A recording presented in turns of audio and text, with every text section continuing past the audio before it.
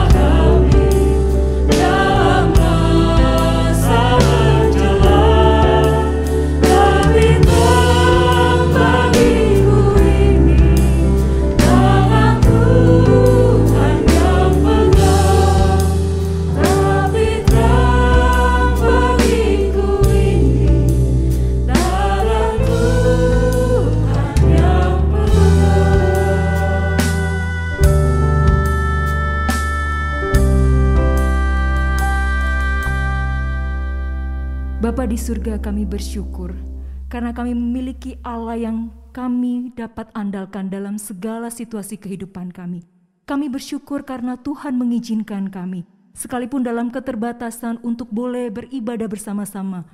Tapi Tuhan mengizinkan ada sarana yang boleh kami pakai untuk boleh bertemu bersama-sama dengan saudara seiman, anggota tubuh Kristus, untuk boleh menyembah Tuhan, untuk boleh beribadah kepada Allah yang kudus.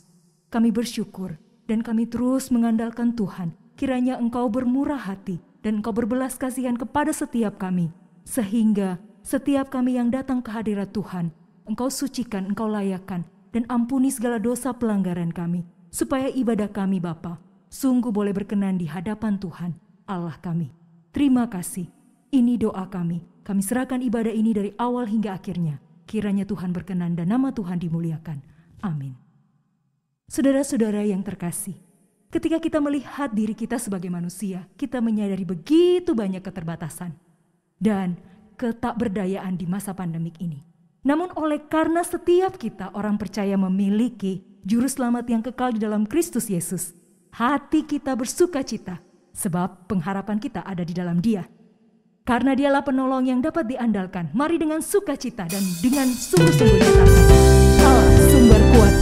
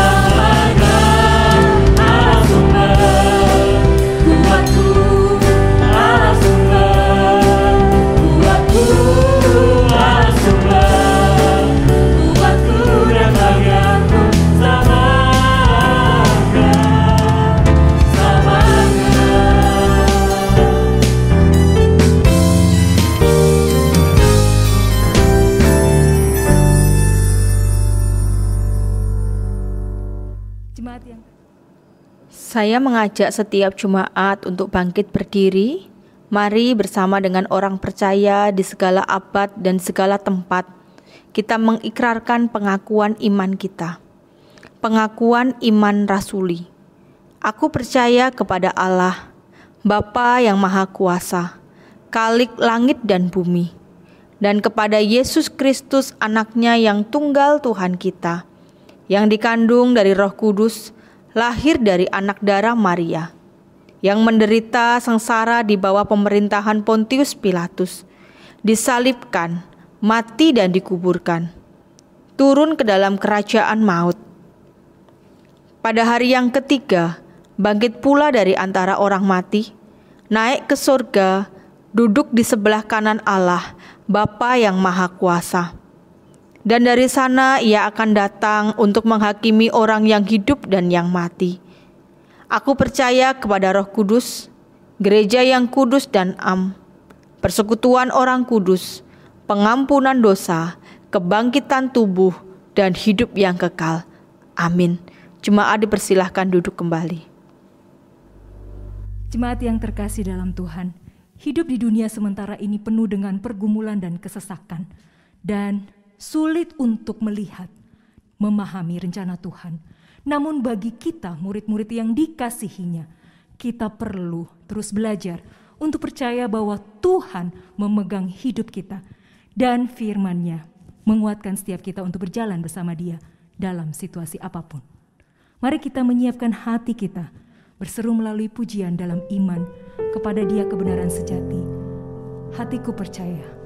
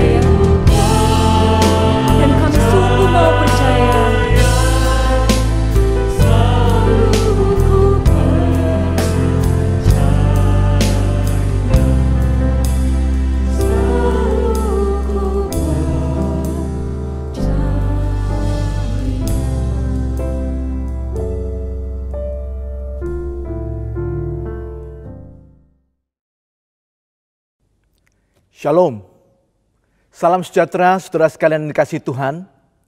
Puji syukur kepada Tuhan yang telah memberikan kepada saya anugerah untuk boleh menyapa saudara sekalian pada kesempatan yang berbahagia ini. Saudara, doa jelas adalah hal yang sangat penting dalam hidup Kristen. Apalagi di tengah situasi krisis ketika hari-hari kita dipenuhi dengan terpaan berita dan tekanan pergumulan yang tidak mudah.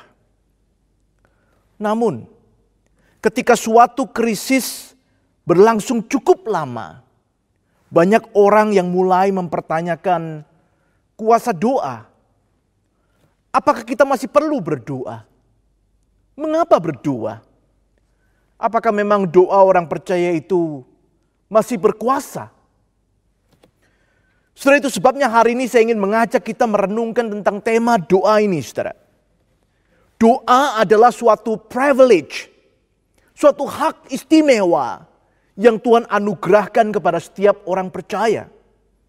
Kita perlu belajar dan menikmati doa di tengah krisis seperti yang kita lalui hari ini. Bagaimana sepertinya kita berdoa? Dan bagaimana kuasa doa itu bisa menolong kita menghadapi krisis dengan berbagai dampaknya ini. Saudara, saya ajak kita belajar dari Mazmur nomor yang ketiga. Mazmur nomor yang ketiga. Saya akan membacakan bagi kita sekalian bagian ini saudara. Namun sebelumnya saya undang sekali lagi kita untuk bersama-sama bersatu dalam doa. Memohon pertolongan Tuhan. Untuk kita boleh memahami dan meresponi firman-Nya. Mari kita berdoa. Bapa dalam surga, kami bersyukur untuk kesempatan yang indah Engkau boleh mempertemukan kami beribadah bersama dan kami rindu untuk belajar dari firman-Mu. Kami berdoa kiranya Roh Kudus yang akan menolong kami ya Tuhan untuk kami boleh memahami, boleh mengerti kebesaran, keagungan firman-Mu. Tuhan, kami berdoa kiranya Roh Kudus yang akan menyertai kami, menyelami kedalaman firman-Mu.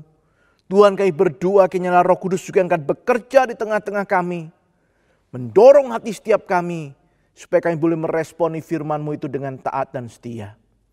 Bapa, berkati hamba-Mu yang lemah dan terbatas ini, supaya dia boleh menjadi alat kemuliaan Tuhan yang mendatangkan berkat bagi jemaat-Mu.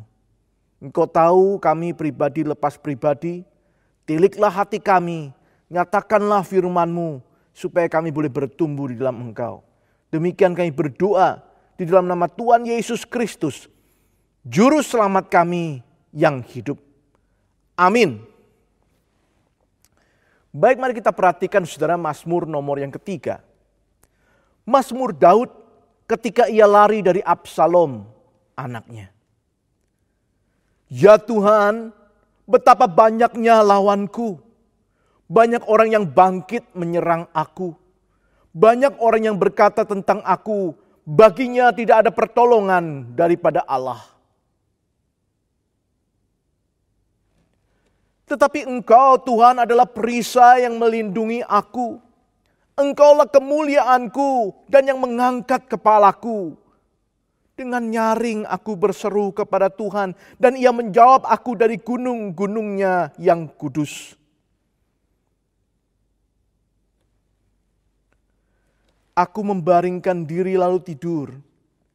Aku bangun sebab Tuhan menopang aku. Aku tidak takut kepada puluhan ribu orang yang siap mengepung aku.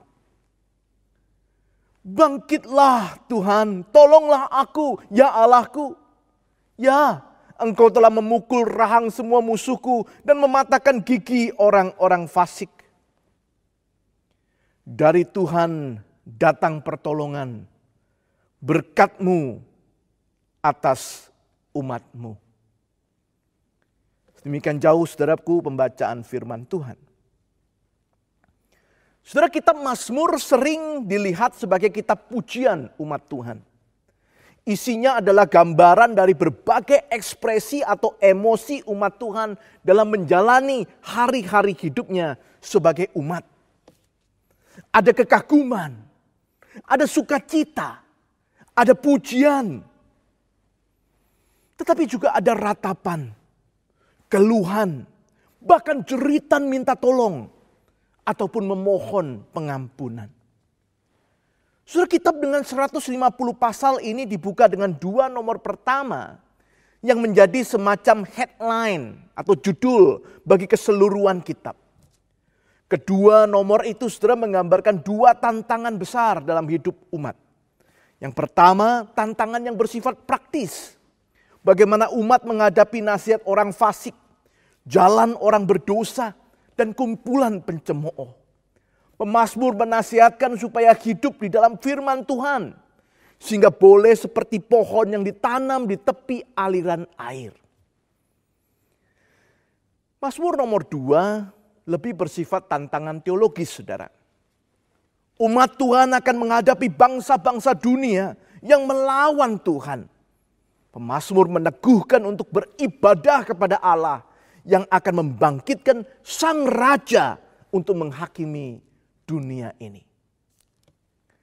Nah, saudara, setelah kedua nomor pertama ini, mulailah kita masuk ke Mazmur nomor 3. Yang merupakan Mazmur pertama sebenarnya dalam kitab ini yang berisi doa. Saudara, Mazmur ini begitu unik.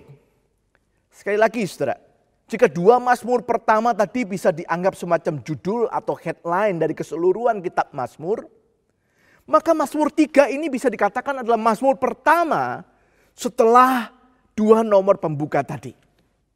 Nah, sebagai Mazmur pertama, saudaraku, menarik isinya adalah doa. Dan doanya adalah doa di masa yang kelam. Perhatikan judulnya, saudara. Nah, sebenarnya Mazmur ini juga Mazmur pertama yang dimulai dengan sebuah judul yang ada di dalam kitab aslinya juga, saudara, dalam bahasa Ibrani. Judul ini memberitahu kita tentang pengarang dan konteksnya. Dikatakan di sana Mazmur Daud ketika ia lari dari Absalom anaknya. Saudara, peristiwa ini sendiri dicatat di dalam kitab 2 Samuel pasal 15 ayat 13 sampai pasal 17 ayat 22. Nah, saudara, kalau saudara ingin tahu tentang konteks ini bisa membaca dari sana, saudara. Kita diberitahu di sana siapakah Absalom itu. Untuk mengingatkan kita, saudaraku, saya akan memperkenalkan juga tentang Absalom secara singkat. Saudara, Absalom adalah anak ketiga dari Raja Daud dengan Maakah, anak dari Talmai Raja Geshur. Saudara bisa membaca dari 2 Samuel 3 ayat 3 atau 1 Tawarikh 3 ayat 2. Dia adalah salah satu anak Daud yang lahir di Hebron. Selain Amnon, Kileab, Absalom, Sefaka, dan Yitream. Nah, saudara, Alkitab mengatakan dia adalah seorang yang tampan. Bahkan dari telapak kakinya sampai ujung kepalanya, saudaraku, dikatakan tidak ada cacatnya. 2 Samuel 14 ayat 25. Tidak heran, saudaraku, kalau dia menjadi favorit bapaknya. Bahkan seluruh rakyat Israel. Saudara, suatu ketika Absalom marah karena Amnon, kakak tirinya, putra sulung Daud, menodai Tamar, saudaraku, saudara kandung Absalom. Dalam kemarahannya, saudaraku, Absalom membunuh Amnon, kakak tirinya itu. Dan hal itu membuat sedih hati Daud. Absalom lari kepada kakeknya di Geshur sampai 3 tahun sebelum ia kembali lagi ke Yerusalem. Pada waktu itulah, saudaraku, rupanya Absalom merancangkan revolusi untuk menggulingkan sang ayah. Dalam revolusi itu, sebagian besar tokoh memihak kepadanya. Itu sebabnya, saudaraku, Daud melarikan diri sampai ke Yordan. Dikejar-kejar untuk dihabisi, bahkan selir-selirnya dinodai oleh Absalom. Nah, saudara, kalau kita memahami kisah itu sebagai latar belakang, kita bisa mengerti jeritan Daud di ayat yang kedua. Daud berkata, "Ya Tuhan, betapa banyaknya lawanku. Banyak orang yang bangkit menyerang aku." Saudaraku, dia baru saja dikhianati anaknya sendiri yang begitu dikasihinya. Ia dilecehkan, bahkan dikejar-kejar. Saudara, coba bayangkan. Saya percaya ini bukan sekedar rasa takut yang biasa saja, saudara. Lihat, saudaraku, ada 3 kali pengulangan kata banyak. Di dalam ayat yang kedua, saudaraku, dan ayat yang ketiga. Hal ini menunjukkan intensitas rasa takut yang dialami oleh Raja Daud pada waktu itu. Saudara, pernahkah saudara merasa takut? Saudara, pendeta Tim Keller pernah mengatakan, saudaraku, bahwa takut itu ada 2 macam, saudara. Satu macam adalah takut yang alamiah, yang natural. Takut yang memang perlu ada supaya saudara dan saya itu bisa menghindari hal-hal yang memang membahayakan kita. Misalnya, saudaraku, kalau kita sedang berjalan di jalan tol, ketika semua kendaraan itu cepat, kita perlu punya rasa takut. Supaya kita mengendarai mobil kita itu dengan hati-hati, saudara. Dengan memperhatikan, saudara. Rasa takut yang perlu ada.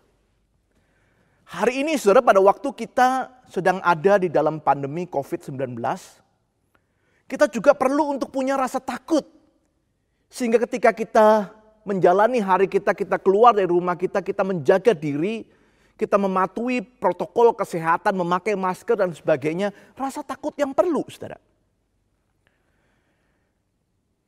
Saudara, yang kedua adalah rasa takut yang muncul karena hal-hal yang tidak jelas sebenarnya. Misalnya hal yang belum tentu terjadi. atau hal yang sebenarnya nggak ada, tapi membuat kita merasa takut. Rasa khawatir yang berlebihan dan melemaskan segala bagian tubuh kita. Nah, mungkin contoh yang paling jelas, saudaraku, adalah apa yang disampaikan Daud di sini, saudara. Kalau saudara melihat di sini memang Daud lari dari kejaran. Tetapi bukan hanya itu, saudaraku. Kalau saudara membaca di ayat yang ketiga, di sana ada tantangan, saudaraku, yang lebih bersifat cemoohan. Daud berkata, banyak orang yang berkata tentang aku, baginya tidak ada pertolongan daripada Allah. Ada orang yang ngomong kepada dia, apakah benar, saudaraku, tidak ada pertolongan bagi Daud? Nah, hal itu adalah hal yang tidak nyata, tidak benar. Tetapi karena dikatakan oleh orang, bahkan mungkin dikatakan dengan terus-menerus, itu membuat takut. Nah, saudara, kalau saudara membaca di dalam 2 Samuel pasal 16 dicatat, ada seorang bernama Simei, yaitu anak daripada Saul, yang mengutuki Daud, menyebutnya sebagai penumpah darah. Simei berkata, Tuhan sekarang sedang membalaskan kepada Daud atas segala kejahatannya. Dan itu sebabnya, saudaraku, Daud di sini berkata, banyak orang berkata tentang aku, baginya tidak ada pertolongan daripada Allah. Wah, saudara, Daud terganggu sekali dengan hal ini. Semenjak Daud melakukan kesalahan besar dengan mengambil Batsheba, istri Uria, seorang dari perwiranya, bahkan membunuh suami wanita itu, keluarga Daud memang bertubi-tubi menghadapi berbagai macam prahara yang mengerikan. Anaknya saling menodai, bahkan kemudian saling membunuh. Lalu pemberontakan Absalom yang baru terjadi. Dia tahu dia sudah berdosa. Dia melakukan apa yang tidak berkenan bagi Tuhan. Ketika orang mencemoohnya, dia mulai berpikir, apakah benar demikian? Apa benar Tuhan tidak akan menolong aku lagi? Sudah dia takut sekali. Mungkin kita juga pernah mengalaminya, saudaraku. Kita ada dalam takut yang berasal dari kekhawatiran yang sebenarnya berlebih-lebihan. Padahal hal itu belum tentu terjadi dan belum tentu itu juga yang menjadi penyebabnya. Tapi kita sudah ketakutan dengan luar biasa. Kita dirongrong oleh rasa takut, jangan-jangan ini karena salahku. Jangan-jangan aku kena COVID karena aku yang salah. Jangan-jangan aku kena COVID karena keluargaku yang salah, dan seterusnya. Saudara, 2 macam rasa takut ini hari ini mungkin sedang kita alami. Apa yang dapat kita lakukan, saudara? Apa yang dilakukan oleh Daud? Saudara, luar biasa Daud dicatat, saudaraku, dia berdoa. Dan apa yang terjadi ketika Daud berdoa? Saudara, Mazmur ini dibuka dengan nada ketakutan. Tetapi lihat bagian akhirnya, saudaraku, kita melihat ada nada keyakinan di sana. Daud berseru dengan mantap di ayat yang terakhir, dari Tuhan datang pertolongan, berkat-Mu atas umat-Mu. Saudara, itulah yang akan terjadi ketika kita berdoa. Dan bukankah itulah yang kita butuhkan, saudaraku, di tengah krisis seperti hari ini? Mazmur ini adalah doa Daud yang ditulisnya di saat dia mengalami ketakutan itu. Daud merasakan kuasa doa di tengah krisis. Dan Tuhan mau, saudaraku, supaya doa seperti ini juga boleh menolong kita belajar berdoa di tengah krisis. Agar saudara dan saya boleh lebih mengerti dan menghayati kuasa doa bagi orang percaya. Nah, saudara, saya ingin membandingkan atau mengkontraskan, saudara, ayat yang keempat, kelima dengan ayat yang ke-6 sampai ayat yang ke-8. Dan mengajak kita fokus untuk memperhatikan ada 2 hal yang bisa kita pelajari dari doa Daud ini, saudara. Dan saya ingin mengajak kita melihat 2 hal ini, saudaraku, untuk melihat kuasa doa dalam kehidupan orang percaya itu. 2 pelajaran penting, 2 kuasa doa yang sangat penting. Yang pertama, saudara, saya ingin mengajak kita melihat kuasa doa yang meneduhkan. Kuasa doa yang meneduhkan. Daud menaikkan doanya dengan percaya. Dia menyampaikan percayanya itu kepada Allah dengan 3 pengakuan. Saudara, mari kita melihat ayat yang keempat. Daud mengatakan, Tuhan adalah perisai yang melindungi aku. Dalam bahasa Indonesia, saudaraku, mungkin gambarannya kurang begitu jelas. Tapi kalau saudara membaca misalnya dalam bahasa Inggris, saudaraku, diterjemahkan, NIV menerjemahkan a shield around me. Perisai yang melindungi aku itu digambarkan sebagai a shield around me. Jadi bukan cuma semacam tameng, saudara, yang satu di depan. Tetapi semacam perisai yang kemudian melindungi sekelilingnya, saudara. Saudara memakai Alkitab berbahasa Mandarin, di sana juga dikatakan siwei de tun pan. Sekelilingnya, mengelilinginya. Saudara, Tuhan melindungi bukan supaya kesulitan itu pergi atau menghindarinya. Tetapi Tuhan itu melindungi umatnya, saudaraku, untuk maju. Itulah yang dinaikkan Daud dalam doanya. Saudara, umat Tuhan bukan sekedar menghendaki supaya kesulitan itu cepat pergi, cepat boleh terhindar. Tetapi lebih dari itu, saudaraku, umat Tuhan berdoa supaya Tuhan melindungi untuk boleh berjalan maju. Karena terkadang kesulitan itu adalah sesuatu yang perlu, saudaraku. Kesulitan itu kadang-kadang adalah sesuatu yang akan menolong kita untuk menjadi tangguh. Jadi saudaraku, selain kita juga berdoa supaya pandemi ini boleh cepat berlalu, kita juga berdoa supaya ketika Tuhan mengizinkan pandemi ini tetap ada, kita boleh diberikan kekuatan untuk menjadi tangguh. Karena Tuhan adalah perisai yang akan melindungi kita dan kita belajar, saudaraku, untuk melalui kesulitan ini dengan diteguhkan oleh Tuhan. Pengakuan yang kedua, Daud berkata, Tuhan adalah kemuliaanku. Saudara, sesuatu yang dikatakan kemuliaan itu adalah sesuatu yang dibanggakan. Sesuatu yang diandalkan. Daud ingin mengatakan, Engkau Tuhan adalah yang kubanggakan, yang kuandalkan. Saudara, bagi seorang raja, mungkin saudaraku yang pernah menjadi kebanggaannya atau andalannya adalah kekayaannya, kuasanya, tentaranya.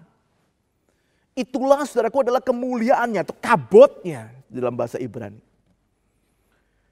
Tetapi saudaraku sekarang di dalam doanya, dia mengatakan kabotnya, kemuliaannya adalah Tuhan saja. Kenapa saudara? Karena di tengah-tengah krisis dia menyadari segala yang dulu pernah menjadi andalannya, dulu pernah yang dia banggakan, dulu yang pernah menjadi kemuliaannya, sekarang tidak ada lagi. Itu sebabnya dia hanya mau fokus kepada Tuhan, Tuhanlah kemuliaannya. Yang ketiga, saudara, Daud kemudian mengatakan di ayat yang keempat itu, dan yang mengangkat kepalaku. Pengakuan ketiga ini menjawab 2 pengakuan sebelumnya, yaitu bahwa Tuhan yang akan menjadi sumber kuatnya, yang akan memampukannya untuk maju menghadapi kesulitan dan menghadapi permasalahannya. Kepalanya akan terangkat. Bersama dengan Tuhan, dia diteguhkan untuk maju, saudaraku. Menghadapi persoalan, menghadapi pergumulan.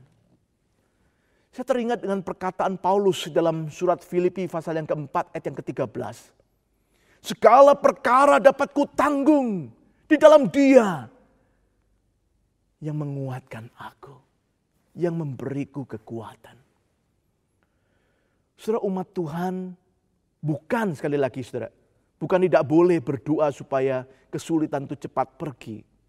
Tetapi jangan hanya berdoa itu. Kita juga perlu belajar berdoa supaya kita boleh terus mengandalkan kekuatan Tuhan yang boleh meneguhkan kita untuk maju di tengah kesulitan ini. Saudara, dengan percaya yang seperti itu, Di dalam doanya waktu dia mengatakan, Tuhan, Engkau adalah perisai yang melindungi aku. Engkau adalah kemuliaanku dan yang mengangkat kepalaku. Dengan doa seperti itulah saudaraku apa yang terjadi. Daud kemudian digambarkan di ayat yang ke-6 saudaraku di dalam doanya itu. Dia dikuatkan, dia diteguhkan. Dikatakan saudaraku ia menjadi tenang. Ayat 6 mengatakan ia bisa tidur. Dan ketika bangun saudaraku ia merasakan Tuhanlah yang telah menopangnya.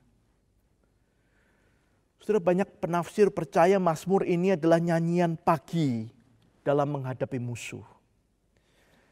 Mazmur ini cocok dinyanyikan ketika kita sedang menghadapi musuh saudaraku dan dinaikkan pada waktu pagi. Doa di waktu pagi.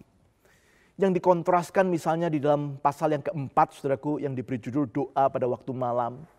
Atau bisa dibandingkan juga dengan pasal yang kelima, nomor 5 Mazmur tentang doa di waktu pagi juga. Saudara, gambaran yang ingin disampaikan adalah pemazmur baru melalui malam yang mencekam. Tetapi dengan Tuhan, dia bisa tidur dengan tenang. Berapa lama sudah kita sulit tidur di tengah krisis seperti ini? Kita perlu belajar berdoa. Berdoa untuk menyatakan tentang kepercayaan kita. Bahwa fokus kita, harap kita hanya kepada Tuhan. Dan supaya dengan doa yang demikian kita boleh diteguhkan. Sehingga kita boleh dengan tenang beristirahat di waktu malam. Sekalipun masih ada di tengah krisis. Bukan hanya itu saudaraku. Pemazmur juga menjadi teguh bahkan berani menghadapi segala kesulitan yang berat sekalipun. Bayangkan saudaraku dia mengatakan ada puluhan ribu orang pun tidak membuatnya takut sekarang. Tuhan mengangkat kepala Daud sehingga dia berani maju ke depan menghadapi berbagai lawannya. Saudara, punyakah kita percaya seperti Daud? Doa akan menolong kita untuk mendapatkan kekuatan dari Tuhan yang boleh meneguhkan kita menghadapi kesulitan-kesulitan kehidupan. Itulah kuasa doa, saudara. Doa meneguhkan orang percaya. Yang kedua, saudara. Kuasa doa bukan hanya meneguhkan. Kuasa doa juga akan membangkitkan. Bukan hanya kuat, tapi juga bergelora, bersemangat. Dengan dinamis, maju bersama Tuhan. Saudara, Daud bukan hanya menaikkan doanya dengan percaya, tapi juga menaikkan doanya dengan penuh penyerahan, saudaraku. Di ayat yang kelima misalnya dia mengatakan dengan suara nyaring berseru kepada Tuhan. Dan Tuhan menjawabnya dari gunungnya yang kudus. Saudara, menarik. Doa yang disampaikan pemazmur adalah doa yang dinaikkan dengan berserah penuh. Dia bukan hanya percaya, tapi dia berserah. Saudara, percaya ya memang harus berserah, saudara. Bayangkan kalau kita mengatakan aku percaya, tetapi sambil memegang erat-erat masalah kita, khawatir kita, kesulitan kita, itu bukan percaya yang benar, saudara. Percaya yang benar itu berserah. Menyerahkan khawatir kita, kesulitan kita, pergumulan kita. Saudara, dia berseru, pemazmur Daud berseru dengan nyaring. Artinya dia meluapkan segala dayanya untuk berseru. Tuhan adalah satu-satunya harapannya. Ia hanya mau datang dan memohon kepadanya. Dan bukan yang lain. Puji Tuhan. Karena dikatakan Tuhan menjawab aku dari gunungnya yang kudus. Saudaraku, gambaran tentang di atas gunung yang kudus. Biasanya saudaraku menggambarkan sebuah perjumpaan dengan Tuhan. Seorang penafsir menghubungkan bagian ini saudaraku dengan Kejadian pasal yang ke-15. Saudaraku, di Kejadian pasal yang ke-15 digambarkan Tuhan itu berjanji kepada Abraham bahwa dia akan melindungi Abraham dan memberkatinya. Pada waktu itu saudaraku, Abraham bertanya kepada Tuhan, dari mana dia bisa tahu bahwa semua yang dijanjikan Tuhan itu memang akan terjadi. Lalu digambarkan di Kejadian 15 itu saudara, Tuhan memanggil Abraham untuk membawa korban. Nah, yang menarik adalah ketika korban itu dibawa oleh Abraham ke atas gunung Tuhan. Perhatikan saudara, bukitnya yang kudus, gunung Tuhan. Justru di sanalah saudara, Tuhanlah yang membakar korban itu, bukan Abraham. Artinya saudara, Tuhanlah yang berjanji. Dia mengatakan kepada Abraham, saudaraku, jangan takut.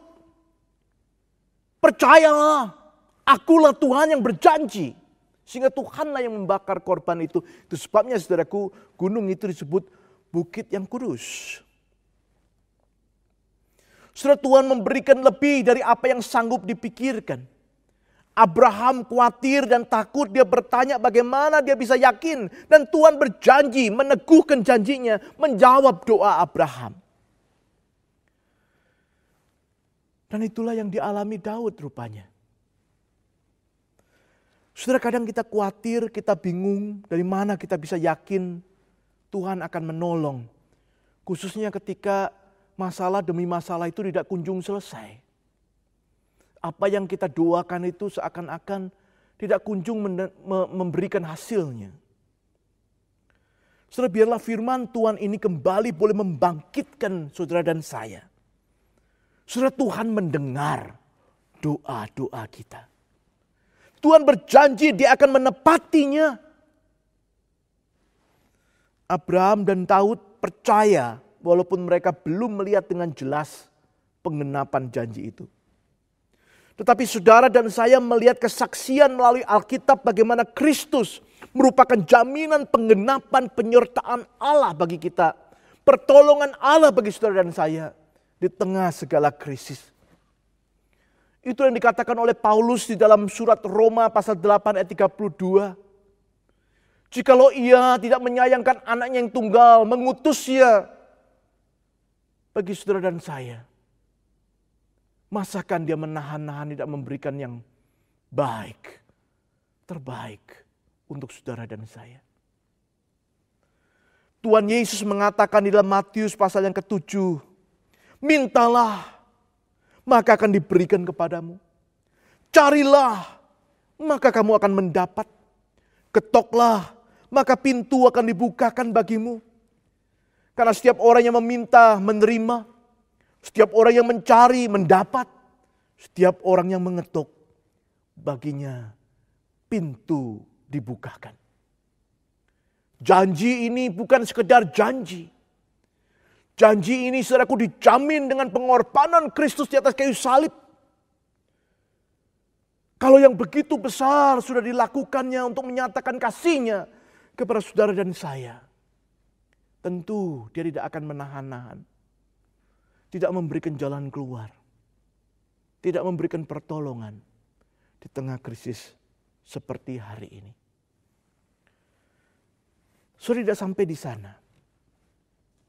Kita bertanya apa dampak dari penyerahan diri seseorang di dalam doanya. Menarik sekali saudara, Mazmur ini di ayat yang ke-8 menunjukkan semangat Daud. Semangatnya yang ingin bangkit bersama Allah menghadapi setiap musuhnya. Bukan dengan kuat gagahnya, tetapi bersama dengan Tuhan. Saudara, Tuhan membangkitkan semangat orang yang berserah kepadanya. Bukan cuma sekedar mengokohkan, oke, aku sekarang kuat, tahan terhadap segala percobaan, segala pergumulan. Tetapi juga semangat, saudaraku. Menghadapi segala persoalan itu dengan semangat. Sekali lagi saudara, pertanyaannya, punyakah kita semangat seperti itu? Saudara, hari ini saudara dan saya seakan-akan tiap hari dibombardir dengan berbagai macam berita yang menyedihkan. Berita yang membuat kita khawatir, berita yang membuat kita takut. Tentu mendengar berita atau melihat berita penting bagi kita. Untuk kita boleh melihat keadaan sekitar kita, mengerti apa yang sedang terjadi. Tetapi yang lebih penting lagi saudaraku adalah jangan sampai kita lupa berdoa. Karena doa itulah saudaraku yang akan tetap meneguhkan kita dan memberikan kita semangat, membangkitkan semangat kita. Sekalipun kita mendengar berbagai macam berita yang mengkhawatirkan, yang menyedihkan itu. Dengan doa itulah saudara dan saya boleh menolong orang lain. Bahkan mereka yang belum mengenal Tuhan. Untuk boleh diteguhkan dan dibangkitkan semangatnya.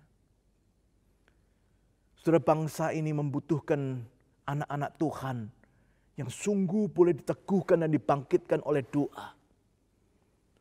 Sehingga dia juga boleh memperkenalkan imannya kepada Kristus itu kepada mereka yang lain. Supaya lebih banyak orang boleh diteguhkan dan dibangkitkan di tengah-tengah kesulitan ini.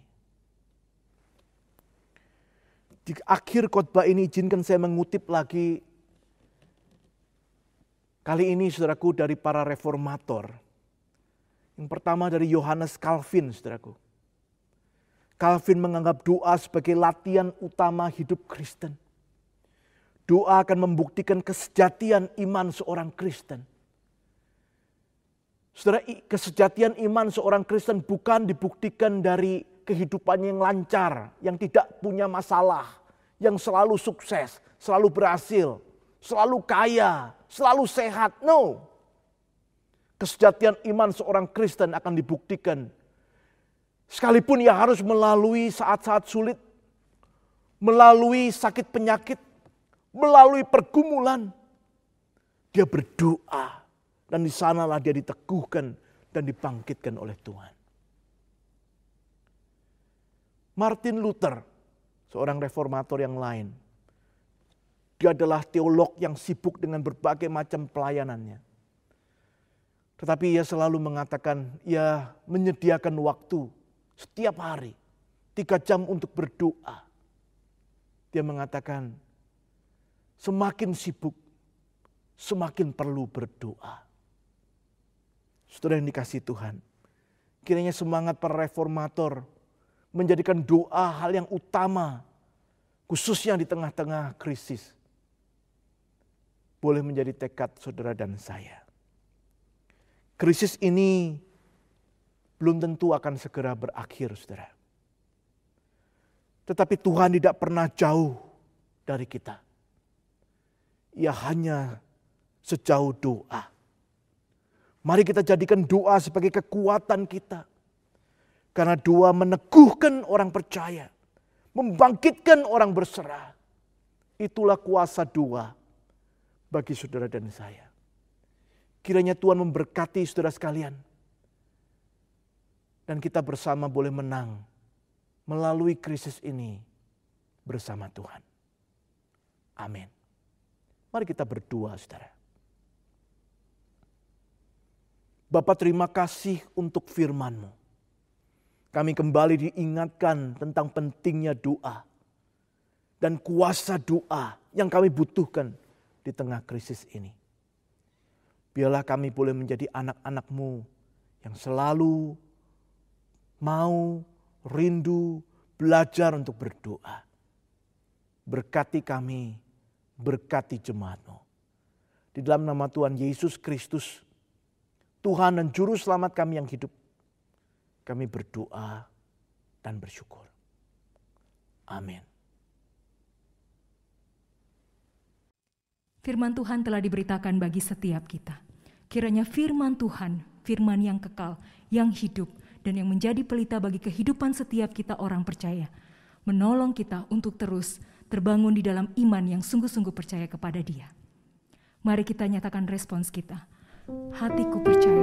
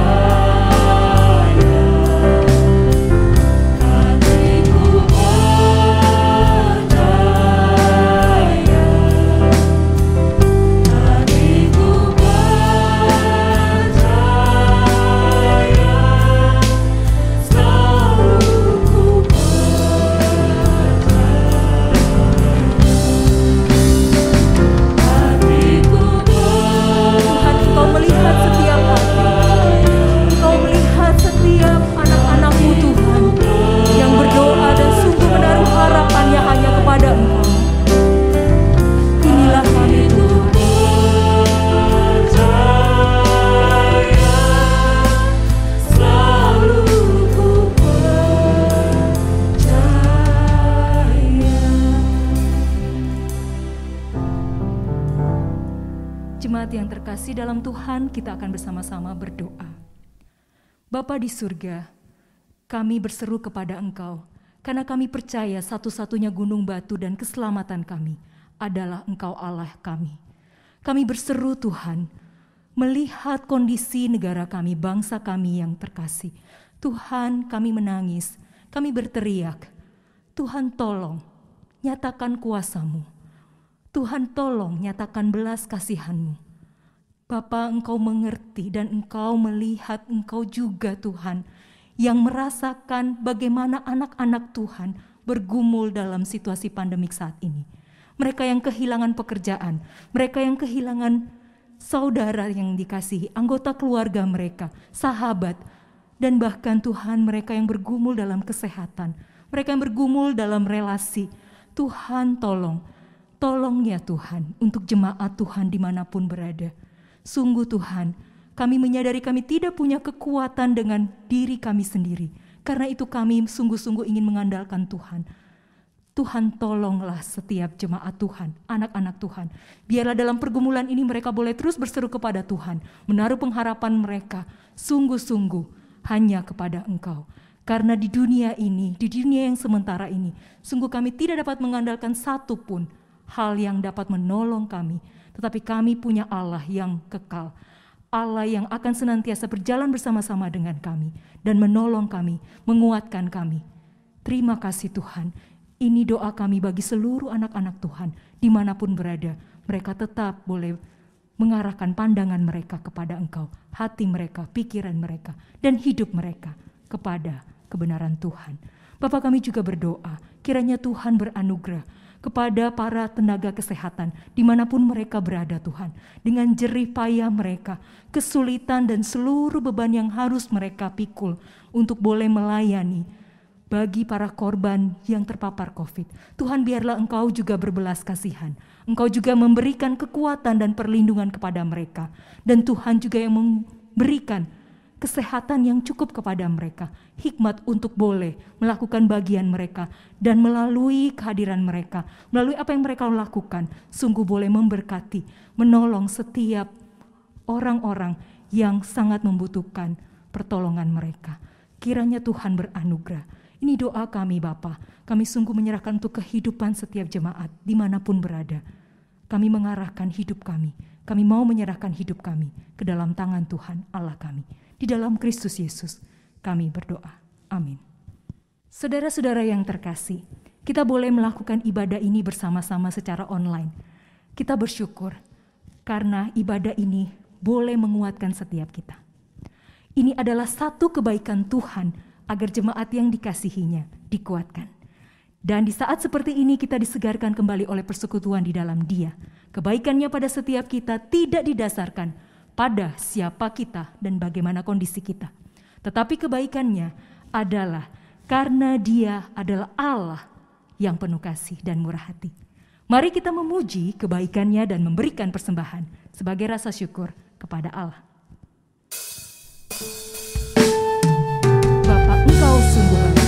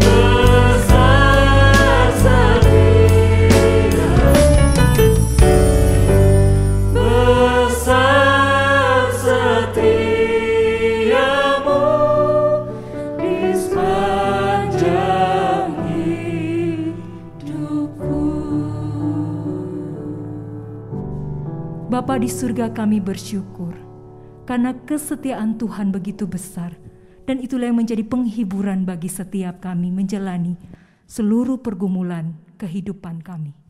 Terima kasih, dan kami bersyukur karena kami juga dimampukan oleh anugerah Tuhan untuk memberi persembahan bagi pelayanan pekerjaan Tuhan dimanapun berada.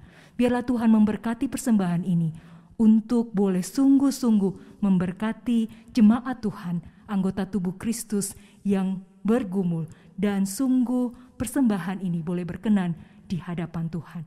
Ajarkan kami Tuhan, bukan hanya memberikan uang kami, waktu kami, tenaga kami, tapi ajarkan kami selalu untuk memberikan hidup kami sebagai persembahan yang berkenan di hadapan Tuhan.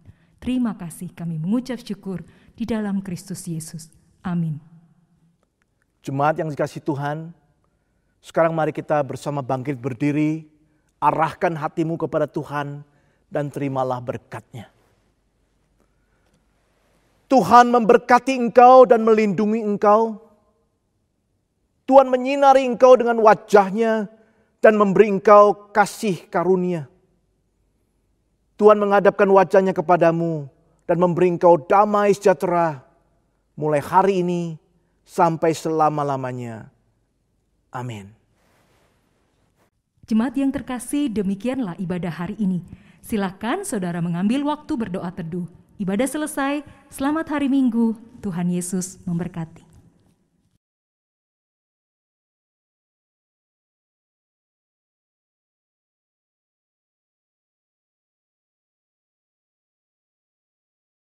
Bapak Ibu, saya akan membacakan warta gereja kita 15 Agustus 2021.